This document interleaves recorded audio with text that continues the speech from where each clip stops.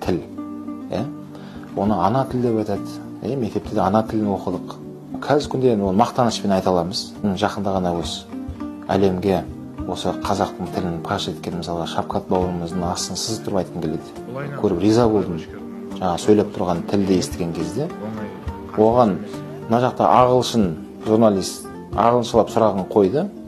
Оны аудармашы орысшалап аударып берді Шапкатқа. Шапкат оның жауабын қазақша берді. Бірақ бүткіл әлем сол Шапкаттың аузына қарап тұрған жерде ол бауырымыз, Алла күш-қуат берсін, ана тілінде сөйлеп тұр. Басында ғана бөрік, түлкінің тымағы дейміз ғой. Киіп алып шыққан кезде шын керек бүткіл әлем назары сол жерде болды. Шетелдің нелерімен қарадым, жазып жатыр. Біраз осы қазақ тілін үйренуге нелер оянғанын айтып жатыр. Әлемге кәдімгідей ұялмай сөйлейтін тіліміз бар да, Аллаға шүкір. Мұхтар Әуезов атамыздың Абай жолындағы келтірген сөз қоры басқа кітаптармен салыстырғанда алдыңғы қатарда екен сол кітап. Қайталауынсыз сөз көп қолданған. Сол Абай жолындағы кітапта сол өзіміздің ана тіліндегі сөздің қандай бай екендігін көрсете алған сол кітапта. Міне осы тілді дамытуымыз қажет. Оны жастарға көп насихаттауымыз керек. Жаңа басында әдейі күре тамыр деп бекерге қолданған жоқпын ол сөзді. Тіл кетсе, Құдай сақтасын, артынан дәстүрің кетеді, оның артынан дінің кетеді, оның артынан тарихың бәрі кете береді. Жаңағыдай жалғасымды дүние ғой оның баршасы.